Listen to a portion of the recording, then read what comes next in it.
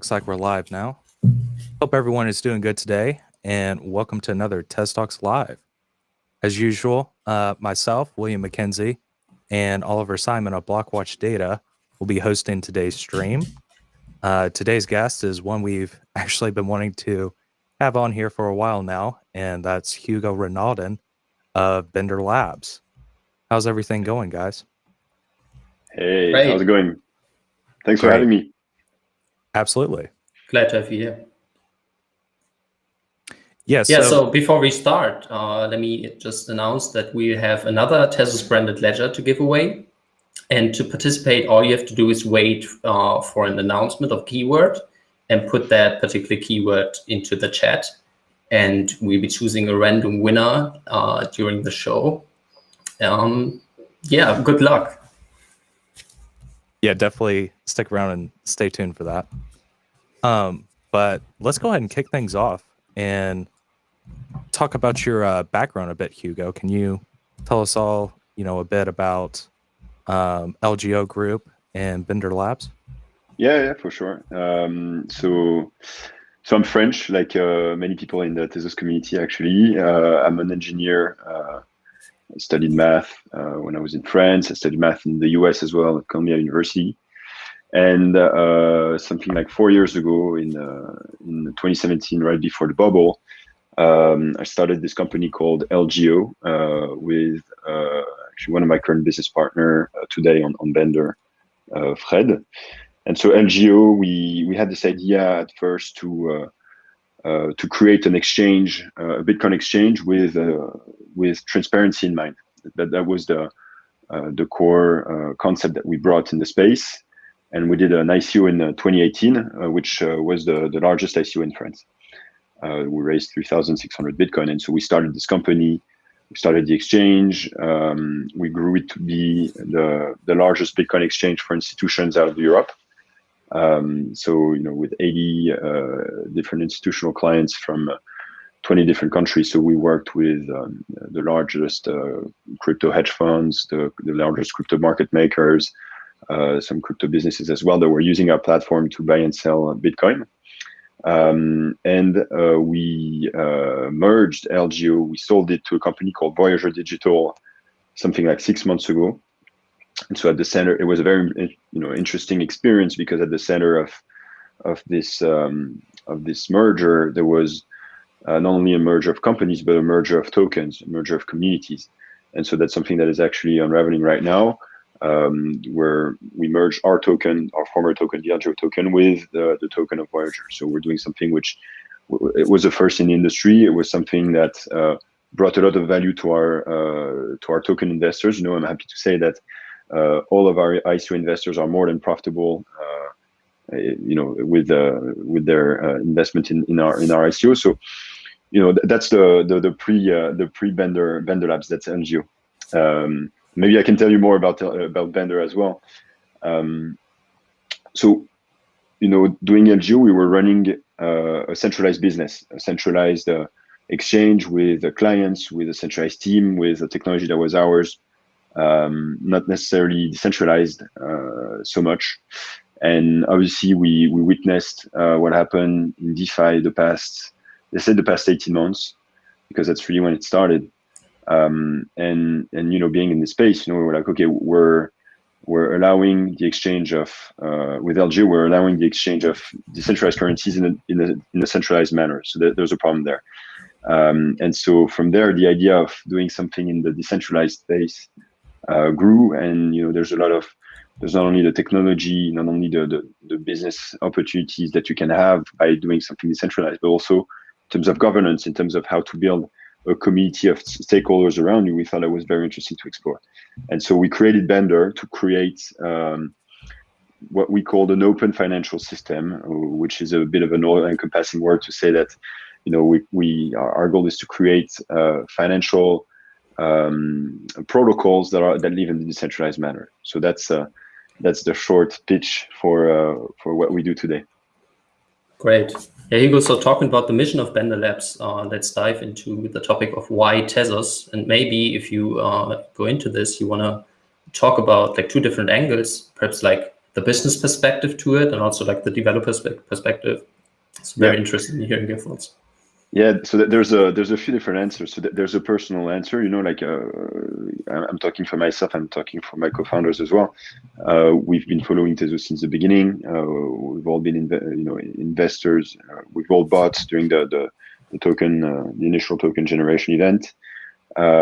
So that's something that we've been following personally. Like we not necessarily being very active up until then in the community, but there's this kind of there's a personal aspect to why we're using Tezos, because like we like the community and we like the technology, but that's not enough to build a business on something, right?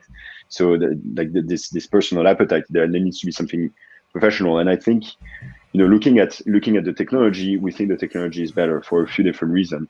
One being the upgradability of the protocol, and that's something which is quite unique, I think. And from a business perspective, if you're looking at things from with cold eyes, in a very objective manner, building a technology, building a protocol on a blockchain that is going to evolve, every 3 months, that is going to have like the tools that you need at the moment you need them, and you won't have to wait for an upgrade for like several months, several years. Like that's something which is extremely powerful, I think, for any business. That's number one. Number two, very pragmatic reasons. If you're starting a DeFi project today on Ethereum, I mean that's important. It's impossible. The gas fees are way too high. To do a single test, it costs you like $100, if not more. You cannot touch so many users because like the prices are prohibitive. And so right now doing something like it's very strategically, if you want to build something in DeFi, Tezos we think is the best ecosystem, because that's where things are cheap. That's where the technology is better. It's more secure as well with formal proof. So there's all these elements led us to say, okay, let's do it. Let's choose Tezos to build Blender. Yeah. So I guess going off from that, one thing you brought up earlier, Hugo, was this idea of community building. Actually focusing on that alongside, obviously, the products that you're working on for Tezos. Can you kind of tell us a bit more about this focus in relation to Blender? Yeah. So, like we're building decentralized protocols, but we're building them in the decentralized manner. So a strong component of our ethos as a group, as a company, as a community, is to do something which is open. And open means several things. It's open in terms of who can access our protocols, right? So we design our protocols so that they're permissionless and stoppable, open, however you wanna say it, but essentially anyone can access those protocols. That's very important for us in the way we design them, but open as well in terms of open source. And not only open source in terms of we put things in a GitHub and everyone can see what's going on and can look at our code, but open source as well, meaning that we want people to come and to build on top of what we've built, to have an active participation in building the protocols, the financial protocols that we're going to build on Tezos. And so there's different ways to do that through governance. Right, so we're going to launch several governance tokens. First one for RAP and several ones for other the protocols that we'll do next. But there's going to be this strong governance aspect on which we'll need a community to participate. And second, in terms of developing the different protocols that we're going to develop, the goal is that it's not only us that do it, but we do it with a community of people that are interested to help, that are interested to participate as well in that. Yeah, I guess in terms of that participation, how would you suggest that people participate, and what exactly is it that you're looking for? Yeah, so participate in terms of using our protocol for sure. That's obvious. Number two, participating in the governance of our protocols through governance tokens. So that's that's something that will be live as soon as our first protocol will be live. And number 3, it's not something that we've fully how to say, it's not fully set yet, but we have this idea of having developers come and help us on specific aspects of what we're building, like for either a system of grant or something else, but like, let's say that, for instance, we want to build a specific iteration of this protocol, and it happens that someone in the community has a specific skill or that wants to work on this specific subject. Well, we want to be able to incentivize these people, to give them governance token, to make them a part of our developing team, to have a decentralized, so that Bender is not only a company of 10, 15, 20 people, but it's actually like a community of hundreds of thousands of people that are going to participate and be incentivized as well in building stuff that will be under the Bender umbrella of protocols. Yeah, let's dive a little deeper into this topic of Tezos DeFi and like the vision of Wrap and Bender in it. So if you look at the current state of the DeFi landscape, where do you see like this headed towards, and how do you see the role of Tezos and particularly Bender in it? Yeah, and maybe also like what are you particularly excited about? Well, I'm excited about everything about DeFi. I think being in this space for several years now, like it's I think it's one of the most exciting stuff that I've seen so far, because that's DeFi has the potential to profoundly disrupt financial markets, and I'm I was looking at a confidential report from one of the French banks, and they talk about DeFi, and they see the opportunity, but they're also scared because they understand that it's a big disruptor to their business model. The ability that people have today to borrow and lend directly on chain without having to have an account in the bank, that's extremely powerful, I think. And the possibilities are endless. So the way I see DeFi is like right now it's not necessarily an experiment, but it's a niche market of $30-40 billion, which is growing at an incredibly fast pace, which is, I think, going to be in a couple of years from now, which is going to be at the center of global financial system. And that's really how I see it. So it's a very important topic, and it's going to be a major source of added value, and it's going to be a major part of the global economy. So that's how I see DeFi. Now Tezos. Like we take a microscope and now we look at, there was the big picture, and now like we look at Tezos. Tezos has the capability of being a leader in the DeFi space for all the reasons that I mentioned before. You can do smart contracts that are more secure. You have a technology which is upgraded, at a faster rate, which means that you can iterate more rapidly. So it's cheaper. So all these reasons make it like a very very good ground for innovation in the DeFi space. I'm going to add as well, like there's been since the beginning of Tezos a few STOs as well on this chain, and so like you have STOs, you have DeFi, you can put something in the middle that becomes something interesting. Today, if we look at the state of DeFi, there's a lot of good ideas on Tezos. There's a few protocols that are here, but there's something which is missing, and this something is liquidity and assets. Today, if you look at Ethereum versus Tezos, the big advantage of Ethereum versus Tezos is that there's so many assets on Ethereum. And so the moment you do like a Uniswap or you do a compound, you have all these assets and this liquidity, which is available on the chain. And so that's why, and so that's since the ICO boom in 2017. And that's why DeFi was born on Ethereum. Now it's come to a point where it's not scalable anymore, and it's not usable anymore on Ethereum. But it can be useful. It can be used on Tezos. So what we did, Bender, is that we said, okay, let's solve this liquidity and this asset availability issue on Tezos by building our first protocol, which is Wrap. So Wrap, what it is, it's a bridge, a decentralized, a permissionless bridge between Ethereum and Tezos that allows anyone to change ERC20 and ERC721, so NFTs, into a Tezos version, and to exchange those assets on the Tezos version. So that's really kind of the starting point of Tezos on DeFi. It's like, let's bring the assets on Tezos. Now, if we have the assets on Tezos, like we need some other things. We need AMMs, we need lending protocols, we need the synthetic assets protocol, and all the, all what you see today on Ethereum, we need it on Tezos, that's for sure. But our approach was to say, okay, let's unleash the liquidity, the Ethereum liquidity, and let's put it on Tezos so that we can start building an actual ecosystem there.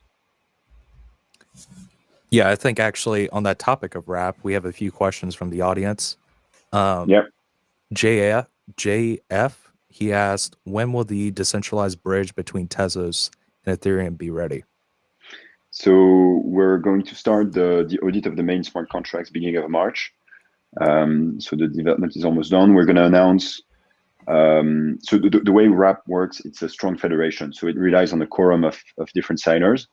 And so today we're going to, like for the first version of wrap, we're going to start with 5 signers that are going to be announced in the next few weeks.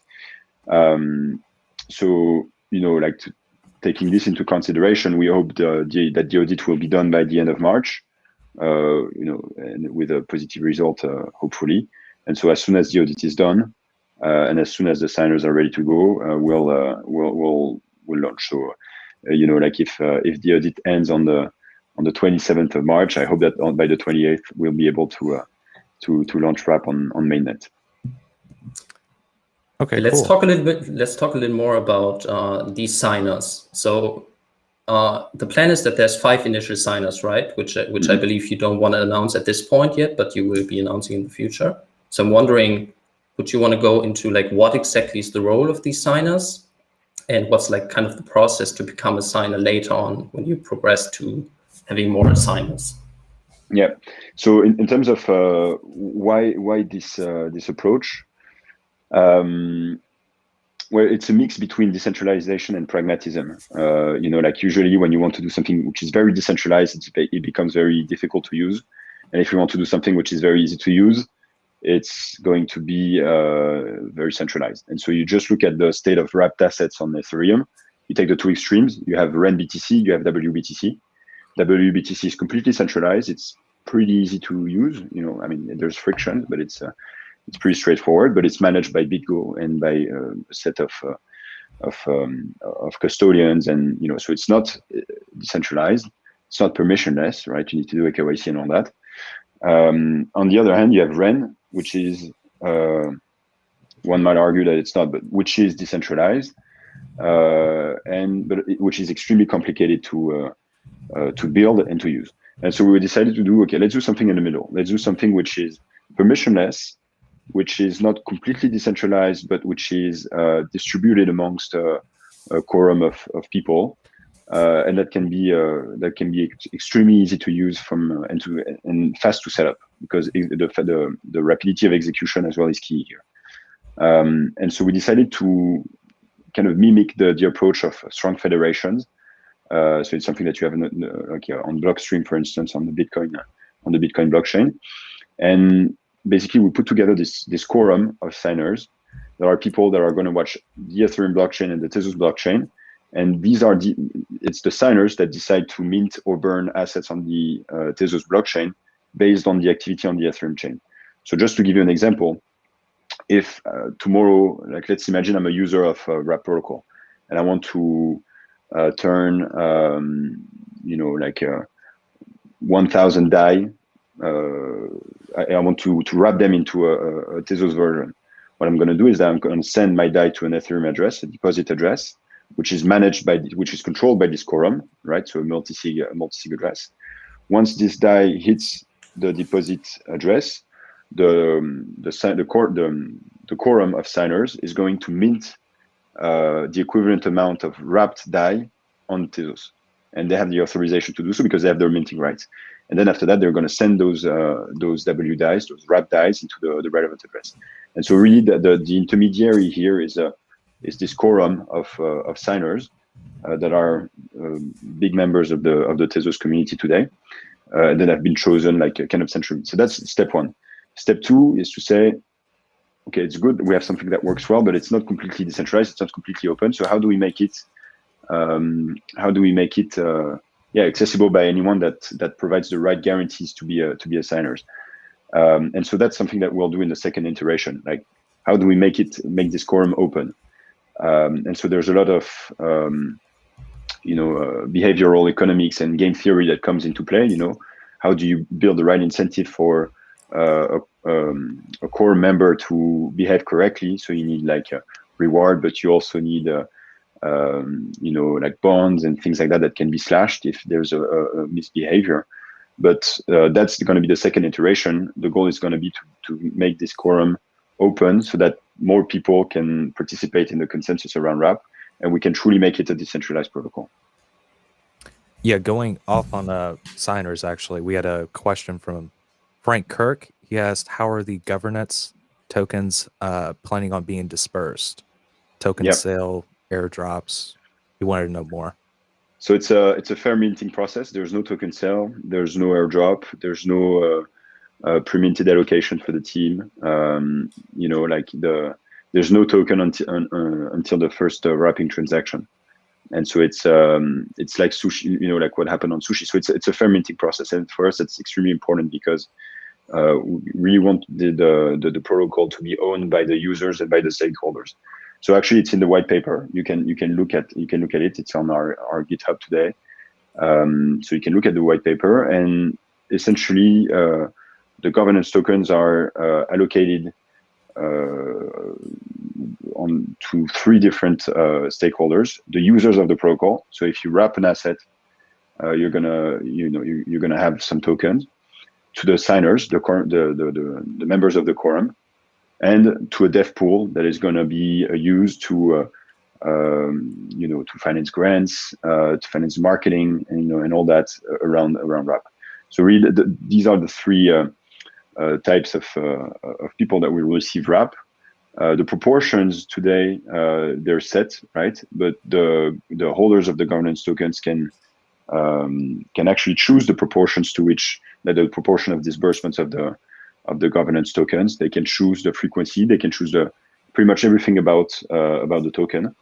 We give it to the community, and so that's how we think about it. It's going to be a token which is going to be owned by the community of users, and the way this token works and the way the economics around this token are going to be modifiable by the community of token holders. Yeah, speaking of the governance token, we have another related question, which is whether these RAP tokens will be listed on Dexter and QuipuSwap altogether, and kind of like how you will kickstart the liquidity on potential pools here on Tezos.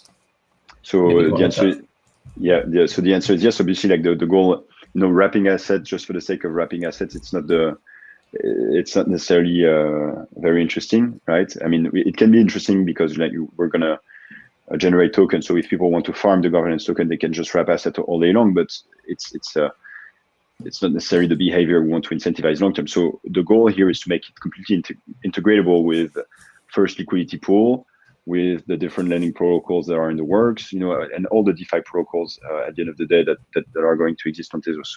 So yes, we're talking to the Dexter team. We're talking to the Madfish team as well to see how we can integrate those wrapped assets into QuipuSwap and Dexter. Now, kickstarting the liquidity on potential pools, that's something which is still TBD. There's a lot of leverages that we can use. We can use the governance token, the RAP governance token. We can do programs where we incentivize liquidity. If there's a governance token at one point for Dexter and QuipuSwap, we can also use this to incentivize people to add more liquidity into this pool. So there's a whole variety of things that we can do. But yeah, obviously the goal is to integrate the wrapping protocol to everything that exists on the Tezos DeFi. Yeah, I guess going off on that, how broad would you say the scope is of what can be decided through the governance mechanism? Can users of the platform decide which other assets might get wrapped in the future, etc.? So it's on this particular point of the whitelist of assets, it's a bit tricky because it has to be supported by the signers, right? Like the the quorum has to be able Right. to actually watch these assets. And like there's a few complexity as well with assets that have a rebasing component on Ethereum. So we have to be. It cannot be like directly decided upon by the community. There has to be like some kind of filter by the quorum, just because they have to be able to process the transaction. So what we'll probably do is that we'll have governance token holders to vote on the assets that they want to see, and provided that the integration is feasible from a technical perspective, we're going to add them. That's how it's going to work. But yeah, the goal is that the assets that are integrated with the protocol are decided by the community. The fees as well, the wrapping and the unwrapping fees of the protocol are decided by the community. Who gets these fees is decided by the community, in which proportion as well. The distribution of governance token decided by the token holders. The allocation of like everything which has to do with how the governance token is being distributed, how the fees are being set and distributed, and which assets are added to the protocol. This is up to the token holders. Yeah, so given that there's different parties involved here, like you have developers, right? You have the signers, then you have like the regular users who are using it. I feel like there's certainly an interesting topic generally is coordination of these different parties. So let's talk a little bit about like where is, for instance, discussion happening, or like what are the best channels for people to just like say you're an interested user or an interested developer and you want to dive into it. Where would you go like to talk to these different parties? Yeah. So today we're like we have a bit of work to do on that to be quite transparent with you. But like today, if you're interested in the project, the best thing is to contact us through the website. But obviously, like there's a lot of tools that exist. There's Discord.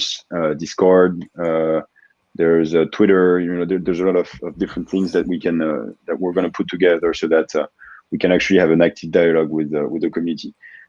In terms of governance and voting and all that, we're working actively with the base DAO team to integrate with what they're doing. And it's pretty cool stuff. So we're going to use a lot of home-based DAO work in terms of generating dealing with the governance token and the governance aspect. Yeah, so there really is a bunch of discussion going on in the Tezos ecosystem now that Tezos DeFi is on the rise. Just like as a little shout out here, I've recently noticed that there's also like a Tezos DeFi roundup on Clubhouse with different, actors in the ecosystem, like for instance, Mike Redden, Luke Youngblood, Kiefer Taylor, Kevin Marabi, and perhaps you'd also like to join in. I feel like these discussions are really interesting. Oh yeah, of course, yeah, that's great. We're actually, we're actually hosting a little Clubhouse room next Thursday. Awesome. On the rise of DeFi. We'll share on our Twitter, but yeah, we're gonna have Arthur Britman, Jacob Arlick, Alan Gore, and like a few people from the ecosystem that are gonna come and discuss DeFi on Tezos. So if anyone wants to join, it's gonna be on Clubhouse next Thursday at 12:30 p.m. That sounds awesome. I guess we can get into a few other questions before we talk about NFTs. But Blind Ripper asked, "Are you still active for LGO/Voyager, or are you full-time Tezos now?" So I'm not active operationally on LGO and Voyager. I'm still a board member of LGO because I still have obviously as you might guess, a merger of this nature, it takes some time for the transition to happen. So I'm active at the board. I'm active in discussions, but I'm not operational. But the Voyager team is doing that, and so pretty much all of my time is dedicated to Blender. Yeah. Circling back to speaking a little bit about your roadmap or like the timeline for all of this to be released, we have a question by JF, who's asking, do you have any future projects on the roadmap after the decentralized bridge that you can share a little bit about and approximate timing? Yeah. So in terms of there's a few things. Obviously, the goal that we want to our goal is to make sure that there's a healthy DeFi ecosystem on Tezos and to connect Wrap to all the different projects that are gonna happen. But when you look at what we're doing with Wrap, like we're allowing people to interface Ethereum into Tezos, right? So if they have asset on Ethereum, they put it on Tezos. That's very interesting, and we're, like obviously that's going to bring a lot of liquidity on Tezos. But we could even go a bit deeper in terms of understanding what's the role of this protocol. And today we're thinking a lot about the concept of wrapping not only assets, but also instructions, because it would be extremely powerful if directly from Ethereum, a user could not only wrap assets, but provide liquidity on Dexter, for instance, without having to move their Ethereum interface.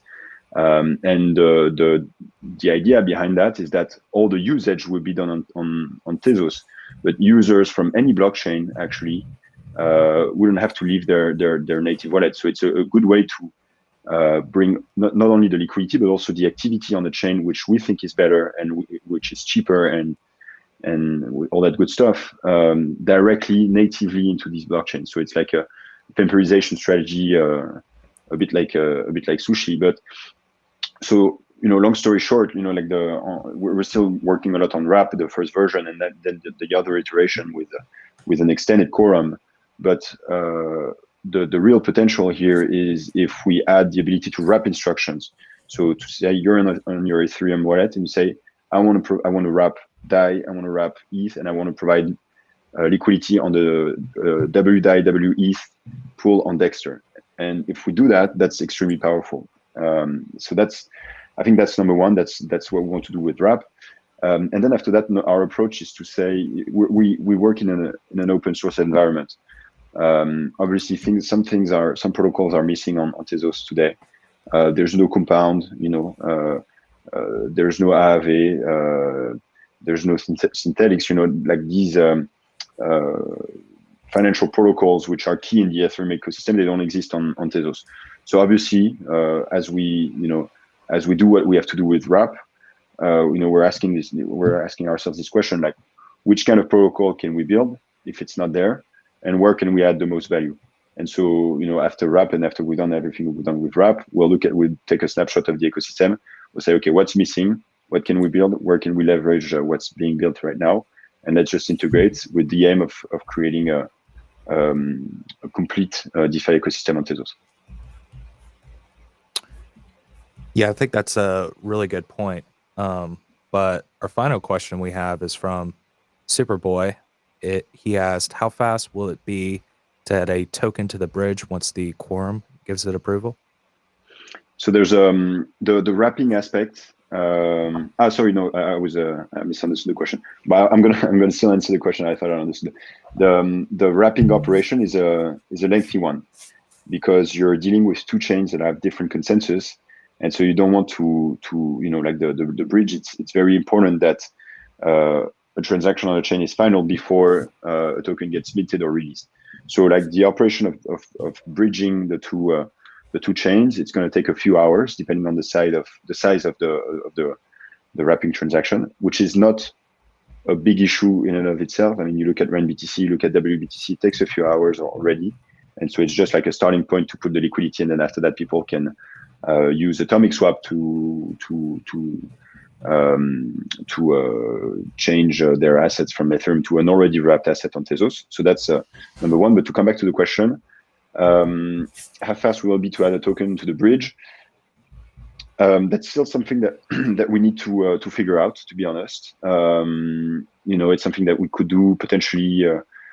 It's based on voting, so it could be done on a monthly basis. It could be done on a weekly basis. Definitely not on a daily basis, because we need to get a community to vote on a couple of things. But that's still something that we're figuring out. I assume that there's going to be a lot of community interaction and community voting on not just on the different tokens to add, but on many other things, fee level settings and all that sort of things. So we'll probably have regular meeting, just like the vendor board meeting or whatever it is, where people will be able to decide on a few options, offer as well things that they want to vote on, and gather to vote together.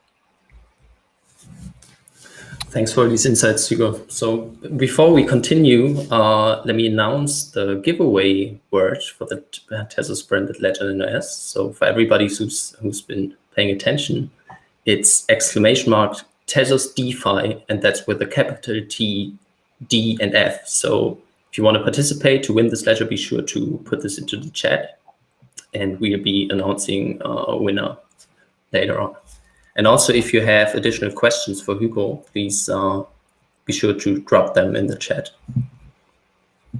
Yeah, I think before we move on to NFTs, Hugo, I wanted to ask you, you brought up earlier missing components in Tezos DeFi.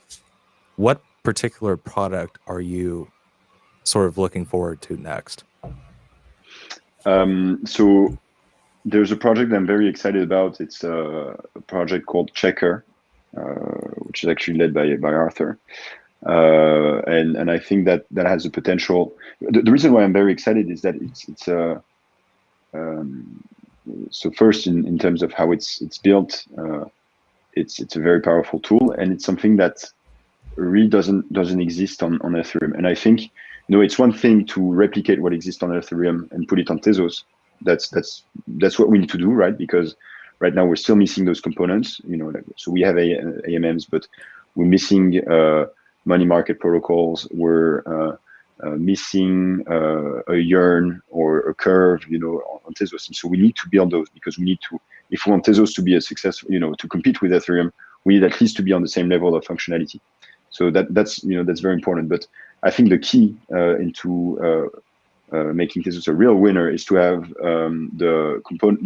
protocols and innovation that exist only on Tezos and that does not exist on Ethereum. And so that's why I'm extremely excited about Checker.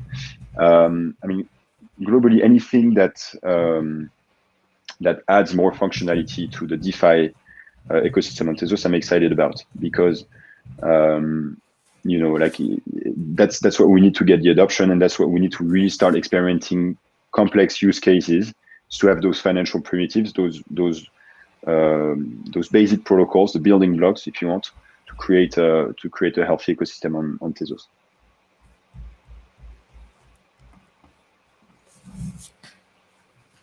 Yeah. Let's move into a topic that's kind of like the recent craze in crypto, which is NFTs. So I was wondering, Hugo, what is your opinion on NFTs, and why do you think they present a compelling use case for blockchain? I mean, I'm not a pro of NFTs, but I do understand the value of it. So first, at first for Wrap, we didn't have the plan to integrate NFTs, and we added it based on popular demand. So you're going to be able to wrap NFTs ERC-721 using Wrap protocol. I think I'm very optimistic about that, about this space, and at the same time, I'm also a bit cautious. I'm going to go with the negative side first. I'm cautious because the everything that we see right now, the exuberance, there's a real signal behind that, but I think the market is getting overheated on a couple of things, a bit like the ICO market in 2017. There were a lot of good projects, a lot of bad projects, and overall like a craze around ICO tokens that, in hindsight, you see that there was like very good thing and very bad things. I think in the NFT right now, we're seeing exactly the same thing. Lots of very good things, perhaps in proportion more than in the ICO, during the ICO movement. And also a lot of things that don't necessarily have value. But what's important is that the underlying behind NFT has a ton of value. So I'm good friends with someone that has a company in the creator space, and actually I'm trying to bring them to Tezos. It's a discussion that we had yesterday actually with the TQ team. But long story short, this guy, he creates platforms for creators so that they can monetize their influence. And today, when you look at the world of creators, the world of Gen Zs and all that, influence is a business. People are businesses, whether they're artists, whether they're chefs, whether they're athletes, they become businesses. And you can see that in the luxury brands, you can see that everywhere. And an NFT it's actually the silver bullet to solve the monetization problem of influence. if you can use an NFT to not only digitize what you do in real life, like ownership of physical things, which is extremely interesting, but also to create value, digital value for people that have influence, for people that are artists, that are doing only digital art. I mean, that's absolutely amazing. And that unleashes use cases, mainstream use cases that so far haven't been done on public blockchains yet. When you look at ICOs, you look at crypto, it was a niche thing, right? You needed to understand Bitcoin, you need to understand Tezos, Ethereum to start investing in that. And you need to believe in the decentralized future. Now you have DeFi. You start, like for people that are not necessarily into crypto, they start understanding that a decentralized finance or using blockchain to optimize financial processes, this is quite interesting. And now we have NFTs, and we have those people that have millions of followers, that have millions of fans that are going to be able to come into the blockchain space through NFTs by buying those tokens, by buying the an avatar, or by buying a digital piece of art. And so from an adoption standpoint, that's absolutely huge. And that's why I'm extremely positive and extremely optimistic about what's going on there. Is like, we see so many things happening. We see like people like Mark Cuban, like the famous US billionaire, Gary Vee, famous podcaster. You see Justin Bieber with genies that is doing like an avatar. So you have all these people that have absolutely no link with the blockchain space in the first place, that are using blockchain for something that serves them. So it serves a purpose for those people. And so I think that's going to be one of the key to global adoption. It's going to use those NFTs and to do it in a smart way. And I'm happy that Tezos actually has been doing a lot of work on that, because that's I think that's going to be key in the future. Yeah, we've recently seen the release of Open Mentor, their first version. Obviously, TZ Colors has been picking up here a lot as well, and I believe Calumet is supposed to come out soon. But yeah, in terms of the sentiment with NFTs, it's definitely picking up a lot more popularity. I think for everyone in this space back in 2017, everyone obviously knew about CryptoKitties, which grew to the point so much where it was actually congesting the Ethereum network. But I think Daniel Masters made a really good point back on our previous test talk. He said, this whole space has kind of become a wealthy environment, and wealthy people tend to like things like art. So yeah, it's true. It's a good point. Yeah, so let's go ahead and roll a winner. I believe Richard Ayotte, you have won the Tezos branded Ledger Nano S. We're going to ask you to send an email over to social@tezoscommons.org and take a screenshot of your YouTube credentials so we know it's you, and we will get you your prize. Congrats. Yeah, so I think we don't have any more questions here in the chat. So let's go and wrap up here. Hugo, thank you so much for being on the show, and thank you everyone for tuning in. And stay safe and healthy. See you in the next TezTalks episode. Thank you very much, everyone. And join us on the Clubhouse next week. It's going to be fun. Oh, yeah. Yep. Hugo, did you have any links or any final things you want to tell the audience? Yeah, so I'll send you the link to obviously like the links to our website and to the Clubhouse room. We'll share that on Twitter. And again, like Bender is meant to be a community project.